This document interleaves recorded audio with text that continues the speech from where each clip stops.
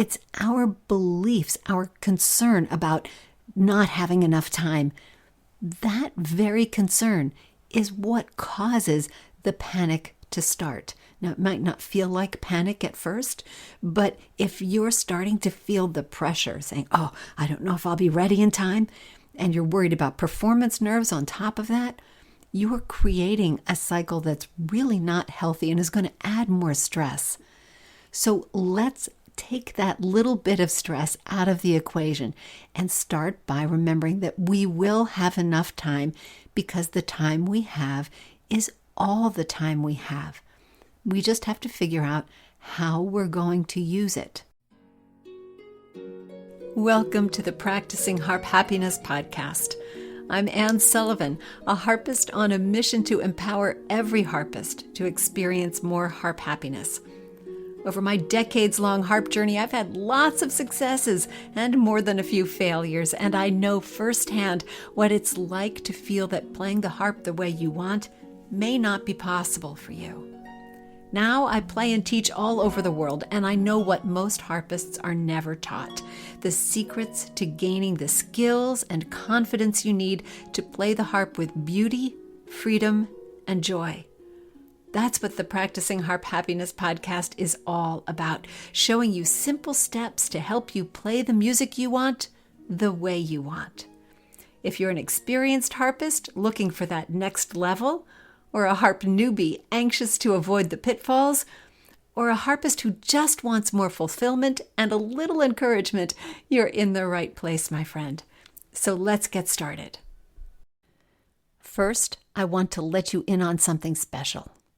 I think the most important thing you can do for your harp playing is to develop the habits that lead to success, whatever that looks like for you. All of us want to learn how to play the harp beautifully, how to play with confidence and enjoy making music. And if you really want to learn those things, videos are great, but live learning is essential. You need to be able to ask questions and get answers. You can't do that with just a video, which is what makes the My Harp Mastery community so special. My Harp Mastery membership is for those who really want an online experience that lets them learn at their own pace and learn what they want and be able to learn live from expert coaches every single week. Plus, you get to connect with other harpists in the community who have the same desires for their playing. This is not only a powerful learning platform, but it's also the most generous community of harpists anywhere on the planet. They're harpists with a positive outlook, a growth mindset, and a spirit of support for their fellow harpists on the journey with them. We're ready for you. Join us. Just go to harpmastery.com/join-now. That's harpmastery.com/join-now. Welcome to the show. It's nearly the end of October, and already my daily practice is revolving around what I will need to play this holiday season.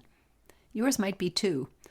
The smart harpist knows that this is the time to plan your practice carefully so that you don't have to cram practice time into an already overloaded holiday schedule. If we feel prepared to play going into the holiday rush, it makes everything about the holidays more fun. So now is the time to plan. We have about 6 weeks from now until the end of November. In my own planning, I usually use our Thanksgiving as my target date to have my music ready. Now, if you're not up to speed on American holidays, our Thanksgiving is the 4th Thursday in November. So date-wise, it's a movable feast. But as it marks the kickoff for our holiday rush, it's a great target date for music readiness. And today on the podcast, I want to share what I think is the easiest and most realistic schedule for making sure whatever music you have to play this December will be ready. I start by looking at the 3 most critical decisions, what ready means, and believe me, it's different for each piece, each player, and each performance, how much practice time you have, and how to divide that time among everything you want to practice and play. Once you've made those decisions, It's about making a realistic and flexible schedule that allows you to get your music ready without the stress and lets you feel confident that you are ready to play your best. Before we get started with that 6-week schedule, though, I want to quickly remind you that today is the day we are starting our Arpeggios with Ease course, and we've left registration open just for today. So if you think that this course might be for you, this is the time to get in. And so when this episode goes live, it will be Monday, October 20th, and you still have time to get in and get the course and all the goodies. This is a really powerful course. It's not just about arpeggios. It's about learning how to take technical exercises and really apply them to your music. So we're going to be working with real-life musical examples, some of them sent in by members of the course saying, hey, can we talk about this? Sort of, example by request kind of idea. And so we'll be taking these drills and the pieces and putting them together. There are over 24 practice techniques that you'll be learning that relate specifically to arpeggios, but the ideas actually will carry across to other skills as well. But I think this is a really powerful course, and it's still available if you get in quickly. So you can use the link in the show notes, get yourself in the door, and hopefully I will see you inside the course. So that goes on just for this week, and of course, everything has a replay. It's always available for you. You have it forever, but you just have to get in now. So that's going on. But I don't want to delay our talking about holiday harping any longer. I know it's such an important topic, and thinking about getting from where you are right now to the readiness you want by the time we get to your performance of whatever holiday piece it is, whatever that performance is like, that's such an important thing. And we worry about it, right? I don't want you to worry about it, and here's why. When we worry about not having enough time to get our music ready, I want to tell you that I can guarantee you have enough time. Absolutely. And that's because there isn't any more. The time you have between now and when you have to play is finite. We can't create time. So you will have enough time because that's all the time there is. What we need to do is stop worrying about the amount of time we have and start figuring out how much we can actually do in that amount of time without driving ourselves crazy, and what we want the end product to look like. That's where we're going to start our discussion. But I also want you to realize this. It's our beliefs, our concern about not having enough time. That very concern is what causes the panic to start. Now, it might not feel like panic at first, but if you're starting to feel the pressure, saying, oh, I don't know if I'll be ready in time, and you're worried about performance nerves on top of that, you are creating a cycle that's really not healthy and is going to add more stress. So let's take that little bit of stress out of the equation and start by remembering that we will have enough time because the time we have is all the time we have. We just have to figure out how we're going to use it. It's funny, isn't it? It does help you feel relaxed already. At least it has always worked for me when I realized that it's not about not having enough time. It's about using the time properly and using the time we have. So I hope that that has the same effect for you. Now that we understand that, we can start talking about what being ready means, right? We dealt with the first part of this equation. I don't know if I'll be ready in time. Okay, we've got the time part of it. But now let's discuss a little bit about what ready means. Deciding what ready looks like for you, for your piece in this performance that you're preparing for, that's the first of our 3 decisions. And you may think that ready, having a piece be ready, means the same all the time, but here's why I think it doesn't. First of all, There are certain pieces that have maybe a tempo marking, maybe they've got some real specific way of being performed, but that doesn't mean that you have to do them that way. Just because the metronome mark on the page says quarter note equal 80, it might sound perfectly fine and be more playable for you at the quarter note equals 60. So this is why I think you have some decisions to make right up front. If that tempo marking is too fast for you, and you're working hard over these next 6 weeks to make it happen, and it still doesn't happen at week 6, then that's not going to feel very good. But if we make the decision right now, here in week 1, if we make the decision that, well, to have the piece really be ready, it only needs to be at 60. It doesn't need to be at 80. If we make that decision now, it sets you off on a completely different trajectory, and one that you can feel right at the outset more comfortable and confident of achieving. Doesn't it make sense that if we set the goal closer to something we think we can really achieve, we're more likely to achieve it? I mean, after all, if you decide that, okay, this piece would be okay if I play it at 60, it would really sound okay. If you get it to 60 and you find it's going well and you get there sooner than you thought, you can go ahead and do it faster. You've got some leeway there. We've built in some headroom. But you don't have to set your sights higher than you think you can actually make that mark. You don't have to set them so high that you can't achieve it just because that's what it says. So that's why ready has some decisions. Also, it's worth considering what ready would mean to the people you're playing for. I mean, if you're playing for a very highly supercritical audience, then yes, you have to be really prepared to play absolutely at the highest level you possibly can. But much of the time, particularly at the holidays, people are looking for beautiful music, played well. And that doesn't require the same level of perfection. I'm not asking you to lower your standards, but I am asking you to give yourself the grace that the listener is going to give you.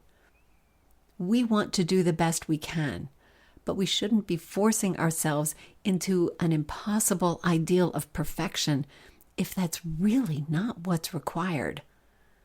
That doesn't serve us or the music well. It just makes extra pressure. So this is why I often talk about, if it's one note that's holding you up, well, leave it out. We're looking to present music well, not just to present it perfectly. That's not good enough.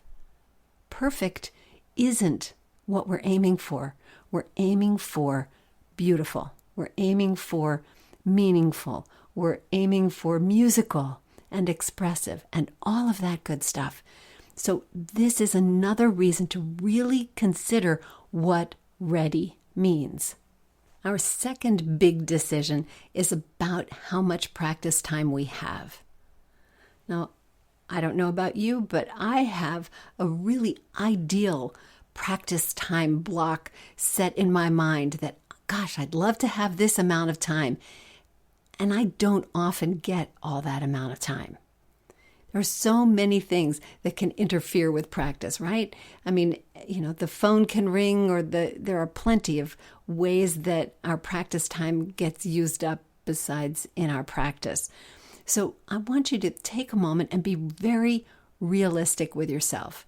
Be very firm and say, okay, yes, this is how much practice time I have on this day and this day and this day and this day. Look at how much time that you've got. And remember to take into account the things that take up room in your day that don't often get on the calendar. I mean, for me, it's things like grocery shopping or picking up things, doing errands. There are things, answering email. There are things that I spend a lot of time at that don't always show up in my calendar. So when I try to calendar my practice time, which I do, I've got blocks in my Google Calendar devoted, just to my practice time. When I try to schedule them, I often forget that, that day is a little too full because there are these other things I haven't thought of. I find it really challenging to actually get my practice time on the calendar and keep it. I'm pretty good at it, but that doesn't mean it isn't a struggle. And I imagine that it can be a struggle for a lot of us. So if that's one of your challenges, be very firm with your practice blocks. Get them in your calendar, but be realistic too, and realize that, am I taking everything into consideration? Am I really going to have this much practice time? And I suggest that you look at practice time for every day for the next few weeks. Get it in your calendar now. You've already written the date of your performance in your calendar, right? So why not get all those practice blocks in your calendar now so you don't accidentally schedule that luncheon that you really want to go to with a friend right over that time that you had devoted in your mind to practice. So let's figure out how much practice time you have, get it in your calendar. All right, that was the second decision. It was about practice time. The third decision is about that practice time also. You've got your practice blocks in your calendar. Now we need to know how to use them. How much needs to fit in that practice time? And this might be a case of trying to put too many socks in the drawer and it won't close. We need to find out how much you're really counting on being able to practice. Will everything fit? Take a look at the music that you think you're going to play or the music that you've committed to playing. If all of that needs to be done and you need to do all of those things in the practice blocks that you have, are you going to be able to get it done? Are you able to put some of those things aside for now while you focus on some of the holiday things? Maybe all of those things are holiday things, in which case we have to be very careful how we apportion your practice time. And it's probably going to involve some rotation, which I'll get to in just a moment. So that's another decision. Take a look at everything that you've got, everything you're committed to practicing, and see if that's really what you're going to be able to fit in with the practice time that you've got. So if you need to jettison a couple things, delay a couple things, that's also not a bad plan. And this is the time to do it before you spend 3 weeks practicing these things and then realize that you don't really have time to keep on going. Okay, so now having decided that we've got our practice time scheduled, we know what we're going to practice in it, and we've made some decisions about what readiness really looks like for the pieces that we need to play, it's time to start thinking about that 6-week schedule. And we can't spend too much time thinking about it because we actually have to get in there and practice it, right? Okay, so let's get going. Okay, step 1 is to start from the end. Go to your calendar and find the date of that first holiday performance you have coming up. That's going to be your altogether ultimate due date. That's the day that we need to schedule around. Now, if you have performances that come up after that, that's going to be bonus time. And the pieces that you're going to play in those later performances, they'll be extra ready and you'll have more time to focus on them. So that's just a bonus. If your first performance is December 1st and you've got ones also on the 15th and the 24th, let's get everything ready by the 1st. One good reason to do that is that by the time you get to December 1st and that first performance is over, the December schedule that has everything else in it related to the things you want to do for the holidays, whether it's sending cards or baking cookies or going out with friends, all of that schedule is picking up. So your practice time is likely to be a little diminished. And so if all of that music is ready by the beginning of December, you can breathe a little bit easier. And of course, as those performances happen, you get to take some of that music off your plate. So the closer we get to Christmas, the easier your practice schedule should be. So we're going to take that first performance date, and I'll just call it December 1st, and we're going to make that the final day. That's the day we're preparing for. Now go backward a week from there. So now we're into November again, and 1 week before that due date, that last week, we're going to call that week 6. And that week is all about reviewing your music.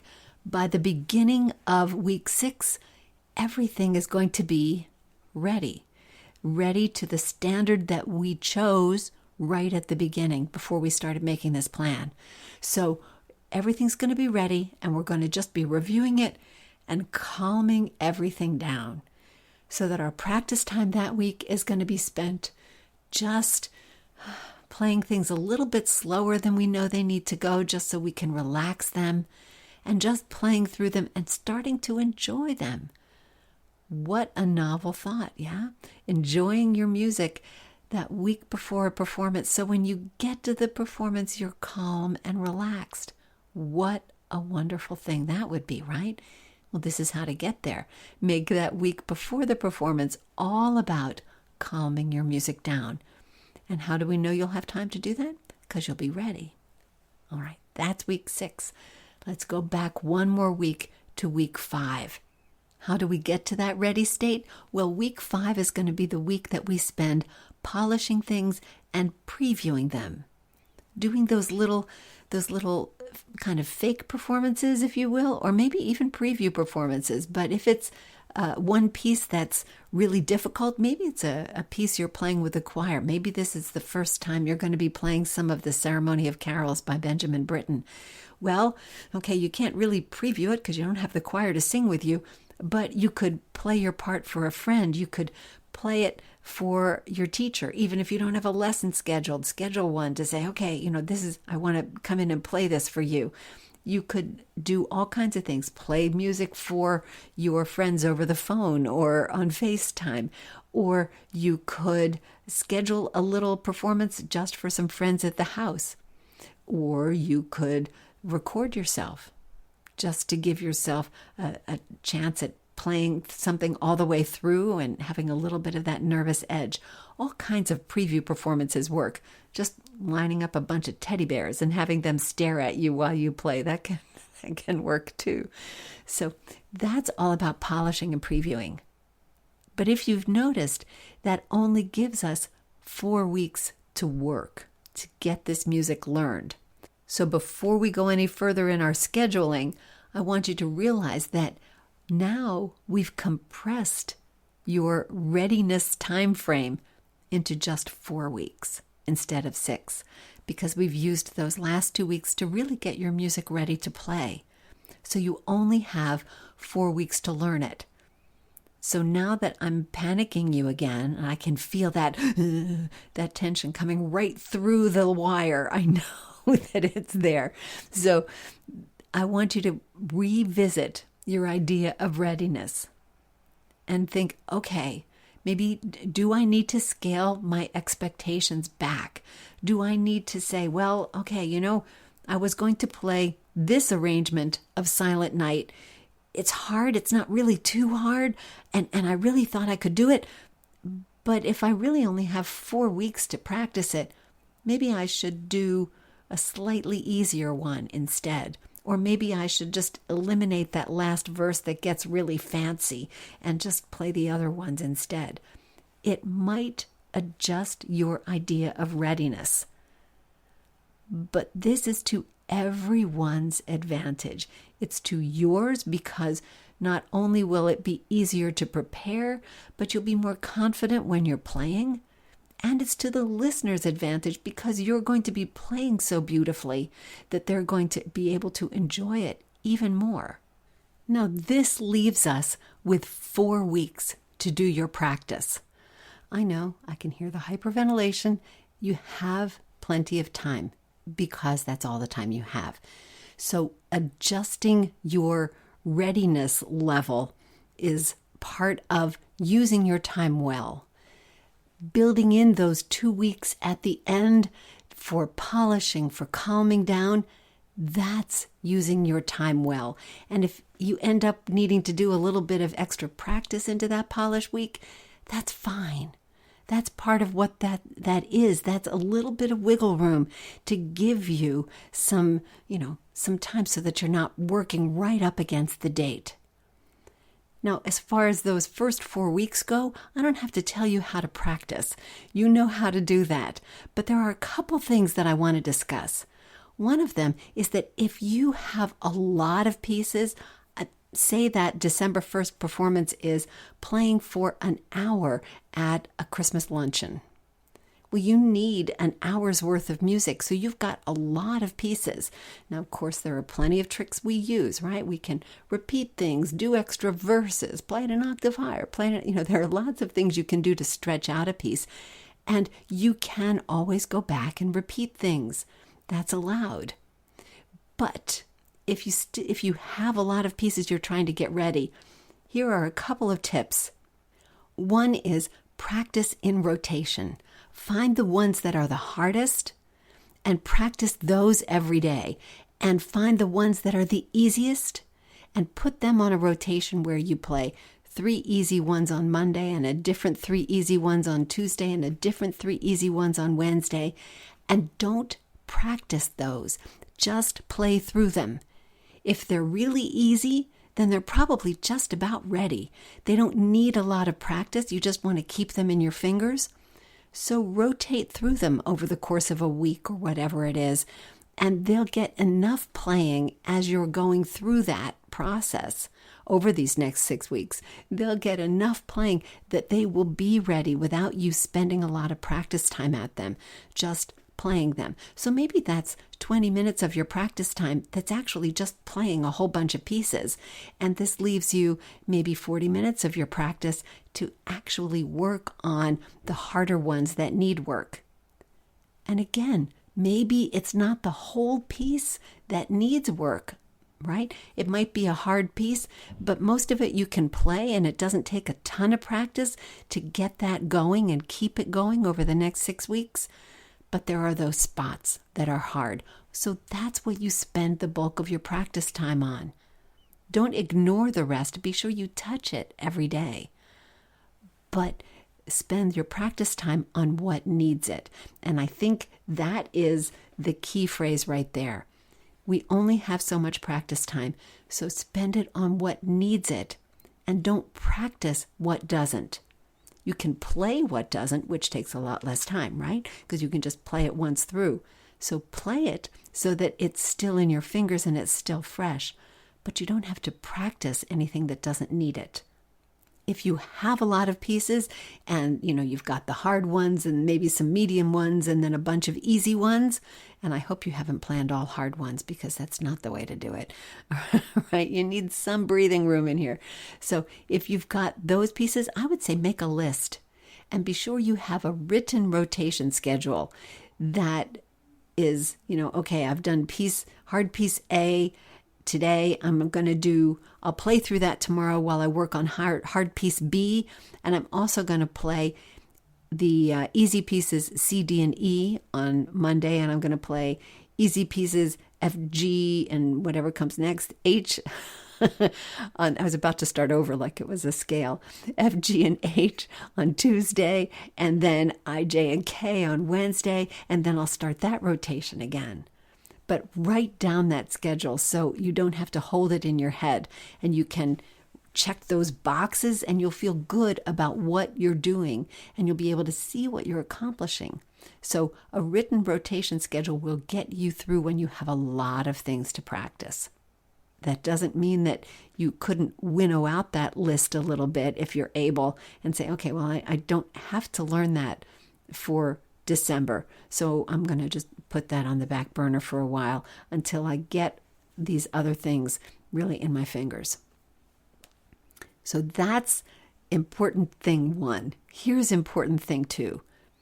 As you start week 1, jumpstart your practice. I mean, right away, see how much of these pieces you can play and play close to tempo, right? Don't feel like you have to start slowly just because you're trying to get things ready. This goes along with my motto, don't practice what you don't have to practice. If you don't have to practice it hands separately because it goes okay hands together, then don't do hands separately practice, right? Only practice it the way you need to practice it. It just makes common sense, but still I think sometimes we feel this sense of obligation. Okay, well, I've played it hands together, so now I've got to play it hands separately. Well, maybe, but maybe not. So don't do anything you really don't have to do. And the bigger your first step in week 1, okay, I'm going to push this. I'm going to get my hands separately all the way at tempo and my hands together just a little bit slower than that. The closer you can get to your readiness goal right out of the box, the easier the rest of these weeks are going to be. So don't take baby steps at the beginning. Take those big giant steps and go as far as you can right away so that you're not, essentially dragging your fingers behind you as you get into weeks 3 and 4. We want to keep moving. So start with that big jump. Phew, I know, it's busy. There's a lot of work to do. So let's recap, right? We talked about those 3 big decisions. Sit down with your calendar, put your practice time on the calendar, decide what it really looks like, and see if you have time to fit everything in that you were planning. Don't try to cram more in than actually fits. It'll only create more stress for you. And of course, very importantly, decide what readiness looks like. What does ready mean for any of these pieces? How perfect do they have to be? Probably not as perfect as we might like them. And that's okay. This is a time to remember how we're serving people with our music and not making them, monuments to perfection. That's not what we're looking for. Okay, those are the 3 big decisions. Then going backward from your cutoff date, that date of the first performance, that week before that is all about reviewing and calming everything down. And the week before that is that polish and preview week. And if you needed to do any catch-up practice, that's the right week to do it, week 5. Then weeks 1 through 4 are all about learning, putting your pieces in rotation if that's what you need to do, and of course, taking the biggest steps you can right at the beginning so that you get off to a really good start with these pieces. Hopefully you have some of them already ready, or already in progress. You're just, cranking them out here for the last 6 weeks before you have to play them, and getting them all polished and set. So that's how I work my 6 weeks to holiday playing. Oh, one final thought. Remember, this is enjoyable. We play music because we love it. So remember to have fun. Remember why you're doing this. Remember to listen to the music you're making and enjoy it. Enjoy the sound. Enjoy the touch of your harp. Enjoy the way your harp feels on your shoulder. Remember to take a moment and enjoy it. Okay, that's enough for today. Next week, we're going to be talking about how to begin a piece. I have some interesting ideas that I shared with some of our retreaters recently, and so I thought I would share them with you too. So we're going to talk about how to begin a piece. This is not the time to begin one if you're trying to get holiday pieces ready, but hopefully you already have them in progress. But you can file this one away for later.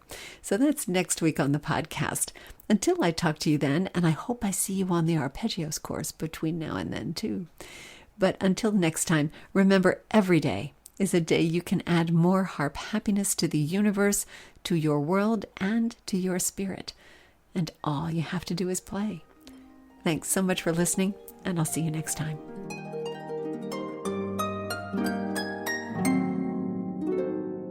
Thanks for tuning into another episode of the Practicing Harp Happiness podcast. I release a new episode every Monday morning so you can hit your practice week running. Until then, remember to practice your harp happiness every day. See you next time.